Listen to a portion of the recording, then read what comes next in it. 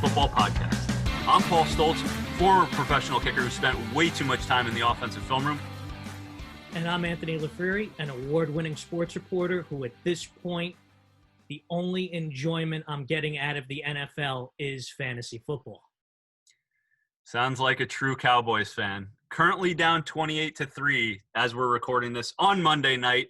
Week 6 is wrapping up. We are going into Week 7. And as it is our Tuesday episode, it is our waiver wire and trade episode. So real quick before we get started, if you're not already following us on Instagram, on Twitter, at FCK Podcast, on every Sunday at noon, Anthony goes live to answer your start-sit questions and goes over the inactives for that week. www.fckpodcast.com. And if you're not already listening to us we are also on YouTube and on Apple Podcast. All right, Ant, it's time to transition into our trade section of the week. And, at the beginning of every episode, I say, I'm Paul Stoltz, former professional kicker who spent way too much time in the offensive film room. And what that means is that I really, as a kicker, they had no idea where to put me because I was just part of special teams and there were offensive and defensive meetings. So they would just throw me in the offensive film room. So I've literally spent thousands and thousands of hours watching offensive film and learning how to watch film. And applying that to fantasy football is really the unique vantage point that gives me an extra ability on most people, because most fantasy football players only look at the stats or hear the media narrative, right? And there's no other way for them to interpret if somebody is good or not as good, if they overachieved or didn't. And so what our goal, I think, with this show is to be able to tell our listeners, give them a leg up on their competitors who are just looking at stats and are just listening to the ESPN narrative of things, by saying, hey, this guy had a great game, but he's really not that good. It was an anomaly situation. Or, look, this guy has stunk for it's the Joe Mixon case, right? It's look, this guy has stunk for 3 weeks, but what's been the issue? It's not Joe Mixon, it's his offensive line, right? And so I think that's what this section is all about. So, and let's start with our sell high guys, and let's have you start with your first one. Paul, you are going to hate me for this. Oh, God. Carson Wentz. As a sell high? As a sell high, because he finally had a really nice game this week, trying to bring them back from the dead. Mm-hmm. People are still thinking, and let me just explain, too, it's not because of talent that I say sell high on him. Mm-hmm. There's two big reasons why you need to sell high and get whatever value you can for Carson Wentz right now. Mm-hmm. Number one is durability concerns. And number two, he's got zero help right now. Going into this game on Thursday night, he's going to be without his top running back, his top two wide receivers, and his top tight end. His line is in complete shambles. For the Eagles to be effective, and for him to be effective in fantasy football, he's going to have to play all-out hero ball, and as a result, it's going to result in him getting hurt. Had a great game against Baltimore. This is your chance to take advantage and unload him while you can. Ant, I have never disagreed with you more in my entire life. I knew you would. So much so, and again, for our listeners, we do not discuss our picks for anything before the episode so that you can get our genuine and authentic reactions. I have Carson Wentz as one of my two buy low guys this week. That's how much I disagree with you, right? First of all, I think that your idea of what the sentiment is on Carson Wentz is not right. I think that almost every fantasy football player that you ask right now would tell you, oh, Carson Wentz stinks. Yes, he hacked together a couple weeks, right? And what I'm going to tell you is that Alshon Jeffrey's coming back in a couple weeks. Maybe. Dallas Goddard is probably better at this point in his career than Zach Ertz. Deshaun Jackson is coming back. He's one of the deep threats. Jalen Reagor is coming back. Greg Ward is still there as a PPR guy, right? And your boy, Travis Fulgum, is pretty good, right? So, I award you no points, and may God have mercy on your soul. I don't know if I've ever disagreed with you more in my entire life, and that's me and you arguing about the Giants and Cowboys. All I know is dude can't stay healthy, and I wish him the best of health. The last thing in the world I ever want to see is a player get hurt. But I'm just telling you, I just don't believe he's going to get through a 16-game season like this. Yeah, look, that's a fair argument, right? Yeah. That he has consistently been hurt every year, and he even had some issues this year already with getting hurt. But if I don't predict injuries, right? I'm not clairvoyant in that regard, even though I'm able to predict that DeAndre Swift is going to be a breakout star. But that's another story. Well, that's a totally different matter. But if Carson Wentz has done what he's done in the last 2 weeks, putting up pretty decent numbers against good defenses, right? What's he going to do when the offensive line gets healthy and when Goddard, Deshaun Jackson, right? Let's see them come Fulgum back. Fulgum has another week under his belt. Greg Ward has another week under his belt. Jalen Reagor gets back, and Alshon Jeffrey gets back. Alshon Jeffrey, who, by the way, in his last game as an Eagle, 16 targets, 9 catches, 100 yards, and a touchdown or two. So Carson Wentz is one of my 2 buy low guys this week. Well, let's see those guys get healthy first, and then we'll see. Fair enough. So I have two sell high guys this week. My first is Travis Fulgham, and look, I don't think his value is that high right now, but if you can get maybe DeAndre Swift, or you can get a guy that's sharing carries at the moment, and you maybe Travis Fulgham is your 5th receiver or 4th receiver right now, he's got some value after 2 strong outputs. Yeah, I agree with you in principle. If you can get something for Fulgham, you should. If you could find someone that would give you DeAndre Swift for Fulgham, I want to be in that league. Yeah. I wanted to put DeAndre Swift as a buy low, but I feel like it's kind of too late that the cat's out of the bag. Even though, Paul, somehow Peterson still got 1 more touch than Swift last week. No, it's I would absurd. pull my hair out. It's absurd. It makes no sense, but I will just double down on Swift and say whatever you can do to get him wouldn't be such a bad idea, because I could see him being top 8 to 10 back the rest of the way if he gets the touches. I totally agree. Again, the last 2 episodes prior to this, I've called him the Miles Sanders of 2020, right? Because they're really similar backs, explosive, not the best pass blockers, which is why they've both been, Miles Sanders last year and DeAndre Swift this year has been slower to work into the mix, but so explosive in space. Yeah. It's incredible. So if you can still get your hands on DeAndre Swift, I'm with you. Go ahead and get him, but his price definitely went up this week. He's your 3rd son, along with Scotty Miller-Stoltz and Clyde Edwards-Helaire Stoltz. Yep. DeAndre Swift Stoltz. That's a great name right there. DSS, baby. Yep. So my other sell high guy this week is going to be Ronald Jones. And Ronald Jones has done nothing short of impressed me this year. He has made tremendous strides from even year 2 where he was okay. Year 1 he was awful, but year 2 he was okay, to year 3. And he's shown some good bursts through the hole. He's improved his pass blocking, so Brady likes him out there. But after 3 straight 100-yard games, the sentiment is very high on Ronald Jones right now. And you can sell that if you own Ronald Jones. And with that said, Leonard Fournette is going to come back. And he's going to have fresh legs. And they're going to mix him up because they're investing at this point in the success of Ronald Jones. And there's going to be a carry share. And you're not going to see a continuation of 100-yard games from Ronald Jones. So this is probably the most valuable that he's going to be all season.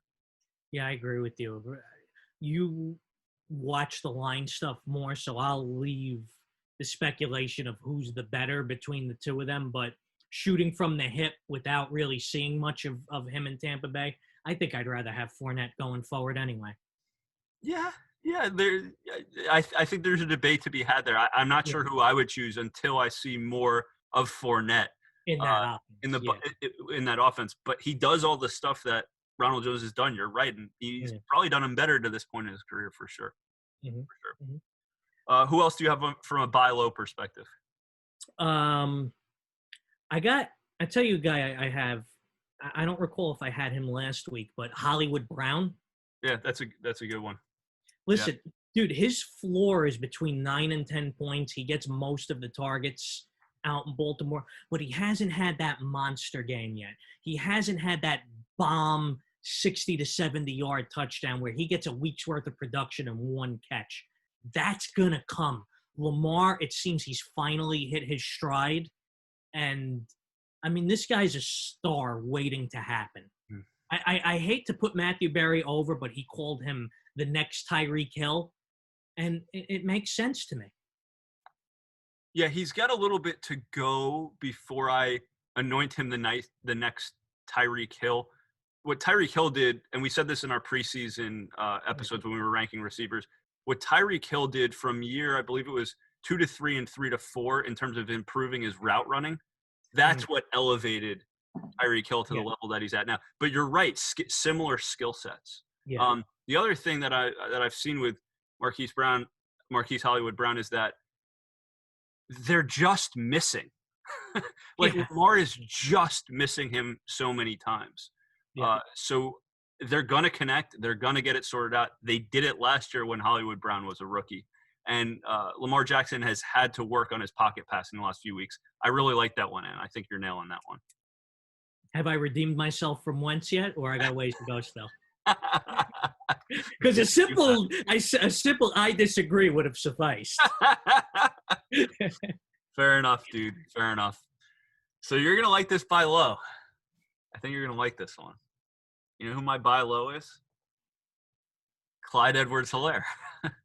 Oh, my goodness gracious.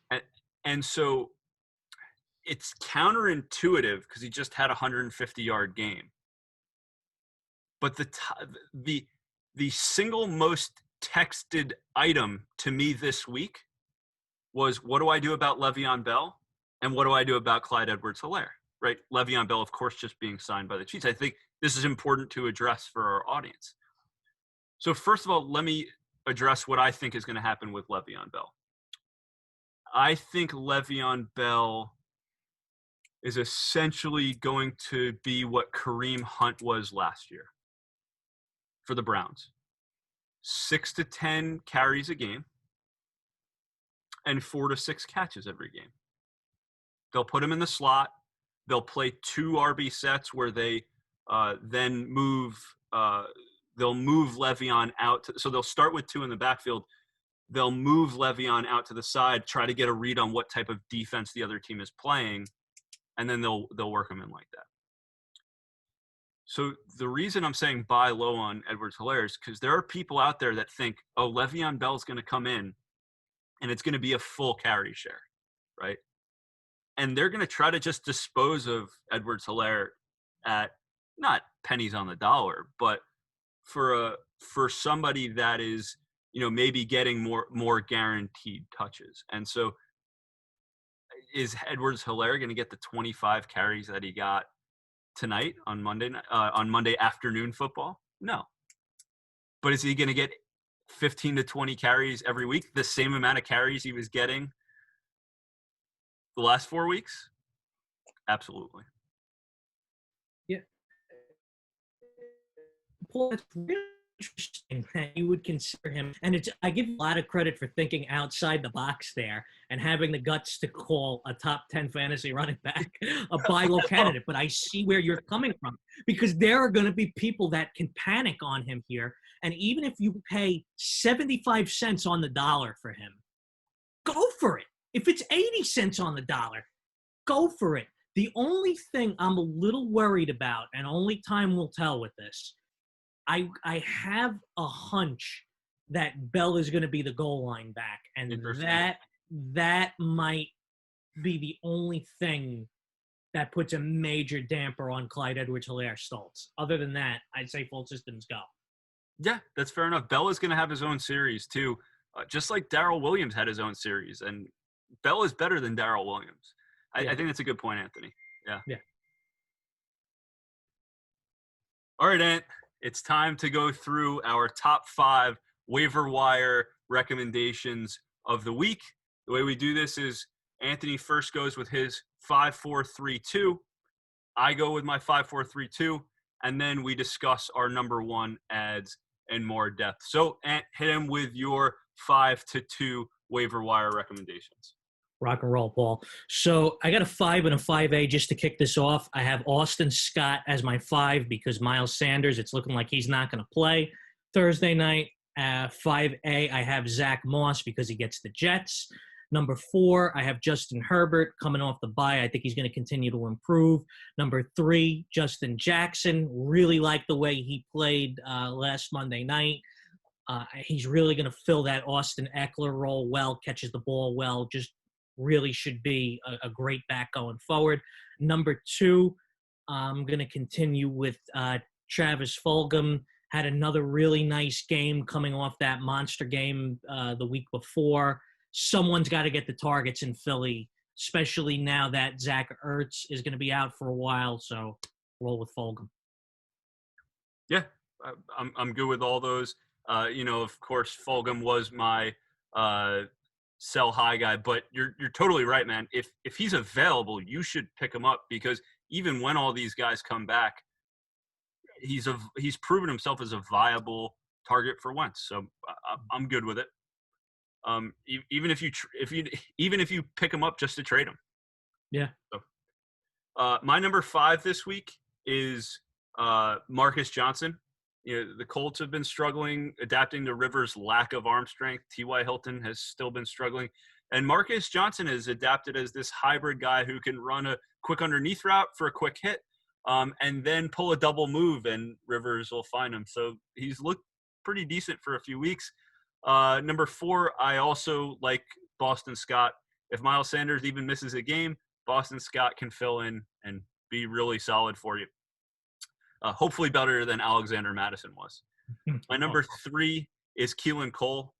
Keelan Cole has had at least 5 targets for each of the last 5 weeks. And this is a guy that we think of as, he's just a Jaguar fill-in that Minshew just throws to every once in a while. But he's been pretty consistent. If you need 10 points in a PPR league, you could do a lot worse.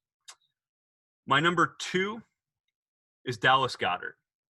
And with Ertz coming out, first of all, Ertz has been kind of relegated to a bit of a blocking role lately. And I've always felt like Goddard is the better pass catcher. More importantly, he's a much better red zone target at 6'7". So I think Goddard's going to be solid and possibly a top 10 tight end all the way forward. Yeah, Paul, I really like that at number 2. I wish I would have put him there. I wish I would have had the foresight. Yeah, Ertz doesn't look like himself. He's hurt now on top of that. I think I saw he's going to miss 3 to 4 weeks. So Goddard, again, like Fulgham, somebody's got to get those targets. Now on a short week as well, he could be in line for a really, really nice game Thursday night. Yeah, absolutely. You also had Justin Jackson. I try not to repeat guys on a week-over-week basis. Damian Harris and Justin Jackson are 2 guys that I would also include as nominees here. They were from a previous episode for me. So, Anthony, who you got at number 1? Well, no surprise here, much to my chagrin. I've got Jerick McKinnon because my man, Raheem Mostert, back on the IR, it's looking like. We just can't win with Mostert right now. But McKinnon should do a pretty darn good job in his stead and ride him as long as you can, as long as he's getting the lion's share of the touches. God, dude, have you ever seen a player with a running back with as good vertical speed through a hole as Mostert? I mean, his lateral is below average, but through a hole, God, he is blazing. it breaks my heart every time he gets hurt, because I'm like, this guy is the what he was during the playoff run last year is what Mostert is when he's healthy. Totally agree. McKinnon is also my number one for the same reason. McKinnon has historically been a good pass catcher, so he fits that role. He can get a lot of third down touches, and we already saw what he was capable of when he was the starter. Also, just take a look at JaMychal Hasty. They gave him a few looks in the Sunday game, so he's worth taking a look at as well. Hope you guys got a lot out of this week's episode. If you guys haven't already taken the time to do so, please go ahead and hit subscribe. What that will do is it'll notify you every time we come out with a new episode. Our new episodes come out every Tuesday, where we go over the waiver wire and trade talks, and every Saturday when we release our 15 games in 15 minutes preview. Follow us at FCK Podcast on Instagram, on Twitter, and every Sunday at 12 o'clock noon Eastern Time, Anthony will be on live to answer your start-sit questions. Thanks so much, and have a great day, everyone.